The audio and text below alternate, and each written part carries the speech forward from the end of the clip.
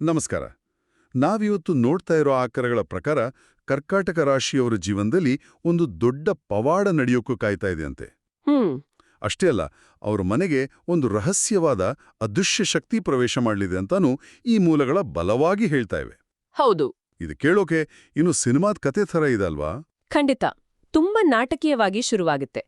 ಆದ್ರೆ ನಮ್ಮ ಇವತ್ತಿನ ಚರ್ಚೆಯ ಉದ್ದೇಶ ಭವಿಷ್ಯ ಹೇಳೋದಲ್ಲ. ಸರಿ. ಬದಲಿಗೆ ಈ ಆಕರಗಳು ಯಾಕೆ ಹೀಗೆ ಹೇಳ್ತಿವೆ ಅನ್ನೋದನ್ನ ಅರ್ಥ ಮಾಡ್ಕೊಳ್ಳೋದು. ಓಕೆ.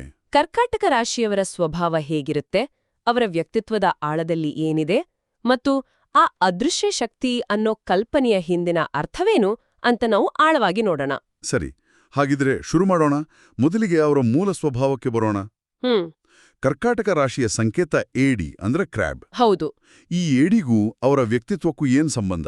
ಇದೇನು ಸುಮ್ಮನೆ ಒಂದು ಸಿಂಬಲ, ಅಥವಾ ಇದರಲ್ಲೇನಾದ್ರೂ ಆಳವಾದ ಅರ್ಥ ಇದೆಯಾ? ಇದು ತುಂಬಾ ಒಳ್ಳೆ ಪ್ರಶ್ನೆ. ಯಾಕಂದ್ರೆ ಈ ಏಡಿಯ ಸಂಕೇತದಲ್ಲೇ ಅವರ ಇಡೀ ವ್ಯಕ್ತಿತ್ವದ ನೀಲನಕ್ಷೆ ಇದೆ ಅಂತ ಹೇಳಬಹುದು. ಓಹೋ. ಏಡಿಯನ್ನು ಗಮನಿಸಿ, ಅದರ ಚಿಪ್ಪು ಹೊರಗಿನಿಂದ ಎಷ್ಟು ಗಟ್ಟಿ ಇರುತ್ತೆ ಅಲ್ವಾ? ಹೌದು, ತುಂಬಾ ಗಟ್ಟಿ. ಆದ್ರೆ ಅದರ ಒಳಗಿರೋದು ತುಂಬಾನೇ ಮೃದುವಾದ ದೇಹ. ಸರಿ. ಕರ್ಕಾಟಕ ರಾಶಿಯವರ ವ್ಯಕ್ತಿತ್ವ ಕೂಡ ಥೇಟ್ ಹಾಗೇನೆ. ಹೊರಗಿನ ಪ್ರಪಂಚಕ್ಕೆ ಅವರು ಗಂಭೀರವಾಗಿ, ಕೆಲವೊಮ್ಮೆ ಕಠಿಣವಾಗಿ ಕಾಣಿಸ್ಬೋದು. ಆದ್ರೆ ಅವರ ಒಳಮನಸ್ಸು ಅಷ್ಟೇ ಸೂಕ್ಷ್ಮ. ಅಂದ್ರೆ ಇದೊಂದು ರೀತಿ ರಕ್ಷಣಾ ಕವಚ ತರನಾ? ಎಕ್ಸಾಕ್ಟ್ಲಿ. ತಮ್ಮ ಮೃದುವಾದ ಮನಸ್ಸನ್ನು ಕಾಪಾಡಿಕೊಳ್ಳಕ್ಕೆ ಹಾಕ್ಕೊಂಡಿರೋ ಒಂದು ಗಟ್ಟಿ ಮುಖವಾಡ. ಕರೆಕ್ಟ್. ಇದೊಂದು ರಕ್ಷಣಾ ತಂತ್ರ. ಇದಕ್ಕೆ ಮುಖ್ಯ ಕಾರಣ ಚಂದ್ರ, ಈ ರಾಶಿಯ ಅಧಿಪತಿ. ಓ, ಚಂದ್ರ. ಹೌದು. ಜ್ಯೋತಿಷ್ಯದಲ್ಲಿ ಚಂದ್ರ ಅಂದ್ರೆ ಮನಸ್ಸು, ಭಾವನೆಗಳು, ಪ್ರೀತಿ, ವಾತ್ಸಲ್ಯ ಇದರ ಕಾರಕ. ಹಾಗಾಗಿ ಇವರ ಭಾವನೆಗಳು ಸಮುದ್ರದ ಅಲೆಗಳ ಹಾಗೆ ಸದಾ ಏರಿಳಿತ ಕಾಣ್ತಾ ಇರುತ್ತೆ. ಹೌದು. ಆ ಭಾವನೆಗಳ ತೀವ್ರತೆಯನ್ನ ನಿಭಾಯಿಸೋಕೆ ಈ ಗಟ್ಟಿ ಚಿಪ್ಪು ಬೇಕೇ ಬೇಕು. ಇದು ನೀವು ಹೇಳ್ತಾ ಇರೋದು ಅವರ ಶಾಂತ ಸ್ವಭಾವದ ಬಗ್ಗೆ ಮೂಲಗಳಲ್ಲಿರೋ ಒಂದು ಅಂಶಕ್ಕೆ ಚೆನ್ನಾಗಿ ಹೊಂದಾಣಿಕೆ ಆಗ್ತಿದೆ. ಹೇಗೆ?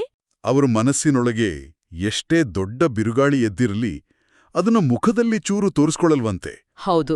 ನೋಡೋರ್ಗೆ ಇವ್ರಿಗೇನಪ್ಪ ಯಾವ ಚಿಂತೆನೂ ಇಲ್ಲ, ಆರಾಮಾಗಿದ್ದಾರೆ ಅಂತ ಅನ್ಸುತ್ತೆ ಅಂತ ಮೂಲಗಳು ಹೇಳ್ತವೆ. ಹೌದು. ಇದು ಅವರ ಶಕ್ತಿ, ಅದೇ ಸಮಯದಲ್ಲಿ ದೌರ್ಬಲ್ಯವೂ ಹೌದು. ಎರಡೂನಾ?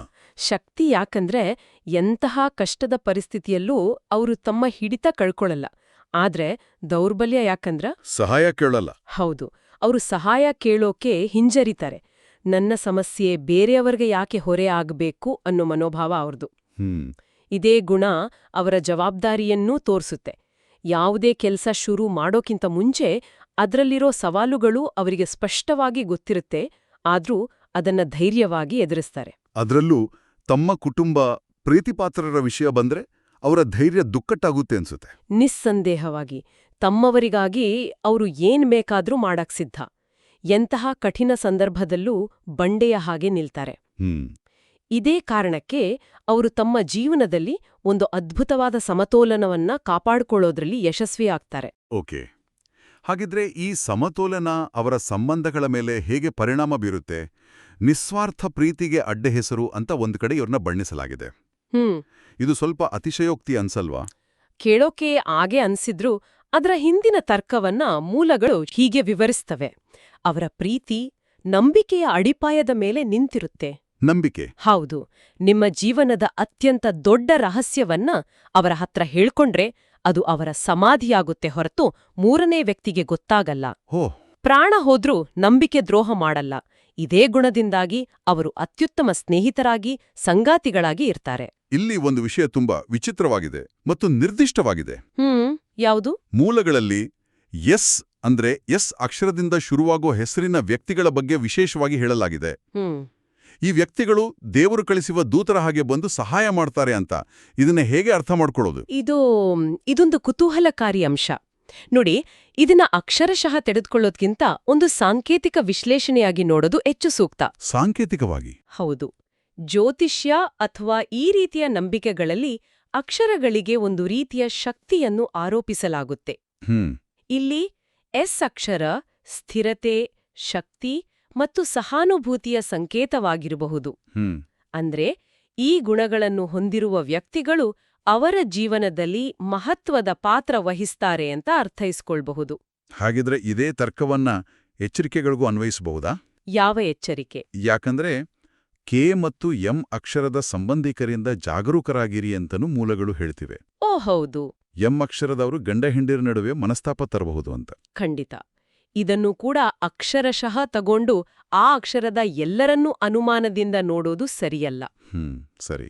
ಇಲ್ಲಿ ಎಂ ಅಕ್ಷರವನ್ನು ಮಿಸ್ಅಂಡರ್ಸ್ಟ್ಯಾಂಡಿಂಗ್ ಅಥವಾ ಮೆಡ್ಲಿಂಗ್ ಅಂದ್ರೆ ತಪ್ಪು ತಿಳುವಳಿಕೆ ಅಥವಾ ಹಸ್ತಕ್ಷೇಪ ಅನ್ನೋದರ ಸಂಕೇತಮಾದಿ ನೋಡಬಹುದು.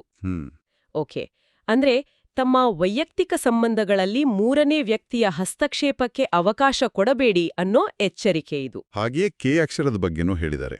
ಹೌದು, ಕೆ ಅಕ್ಷರವು ನಂಬಿಕೆಗೆ ಸಂಬಂಧಿಸಿದ ಒಂದು ಸವಾಲನ್ನು ಪ್ರತಿನಿಧಿಸಬಹುದು.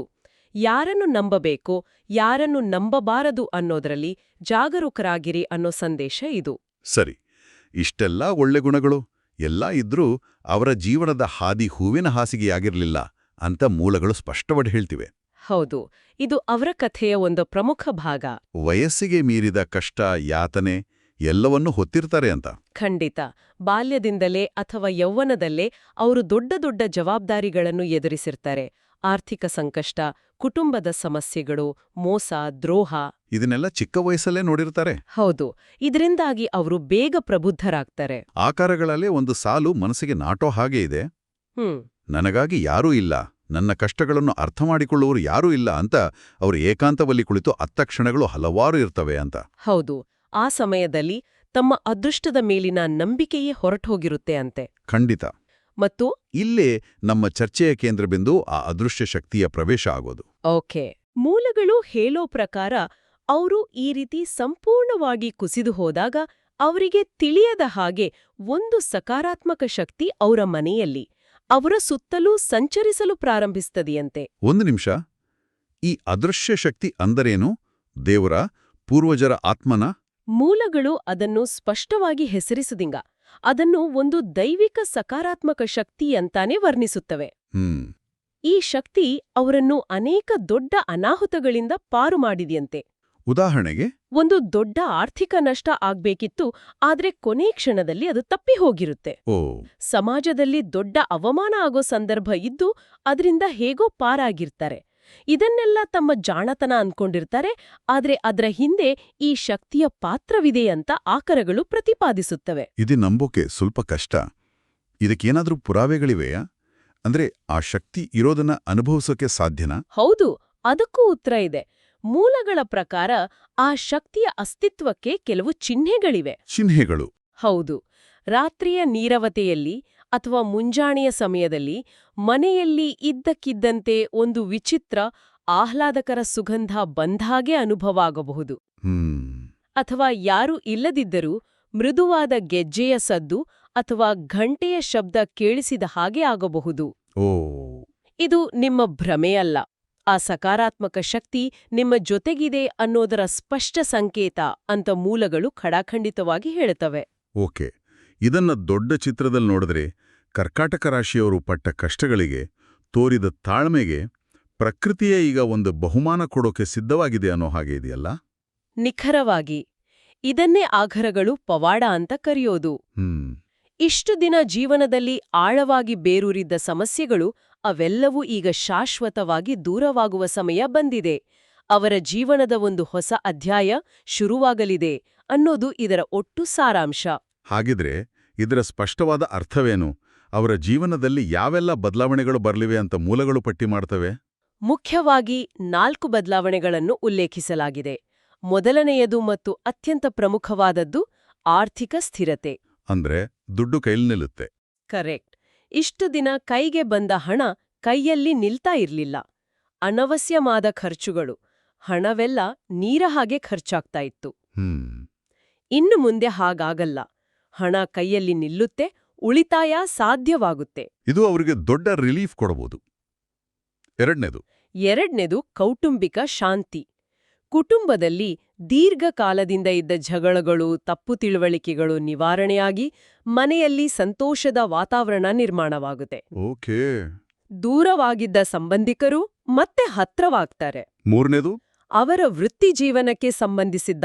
ಹೌದು, ಅವರು ಕೈ ಹಾಕಿದ ಪ್ರತಿಯೊಂದು ಕೆಲಸದಲ್ಲೂ ಸಂಪೂರ್ಣ ಯಶಸ್ಸು ಸಿಗುತ್ತೆ.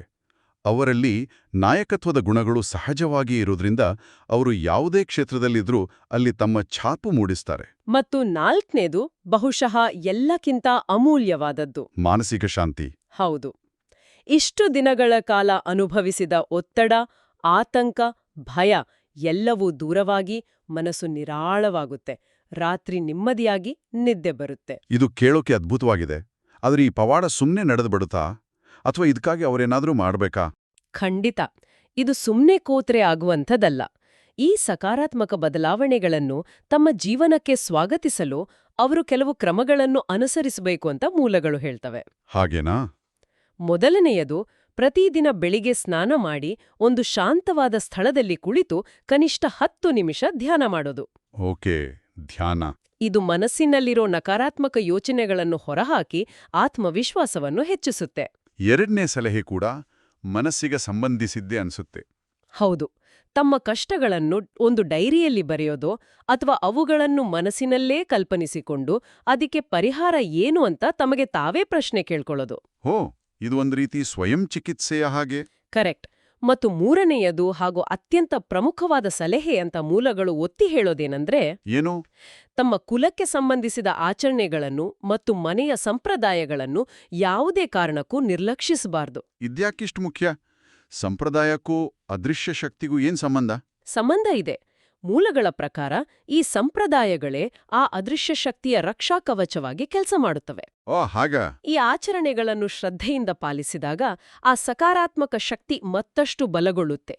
ಆಗ ಅಸೂಯೆ ಪಡುವ ಶತ್ರುಗಳಾಗಲಿ ಯಾವುದೇ ದುಷ್ಟ ಶಕ್ತಿಗಳಾಗಲಿ ಅವರ ಹತ್ರವೂ ಸುಳಿಯಲು ಸಾಧ್ಯವಿಲ್ಲ. ಹಾಗಾದ್ರೆ ಒಟ್ಟಾರೆಯಾಗಿ ಹೇಳೋದಾದ್ರೆ, ಕರ್ಕಾಟಕ ರಾಶಿಯವರು ತಮ್ಮ ಸೂಕ್ಷ್ಮ ಮತ್ತು ಭಾವನಾತ್ಮಕ ಸ್ವಭಾವದಿಂದಾಗಿ ಜೀವನದಲ್ಲಿ ಸಾಕಷ್ಟು ನೋವುಂಡಿದ್ದಾರೆ. ಹೌದು. ಆದರೆ ಅವರ ತಾಳ್ಮೆ ಮತ್ತು ಪ್ರಾಮಾಣಿಕತೆಗೆ ಈಗ ಪ್ರತಿಫಲ ಸಿಗೋ ಸಮಯ.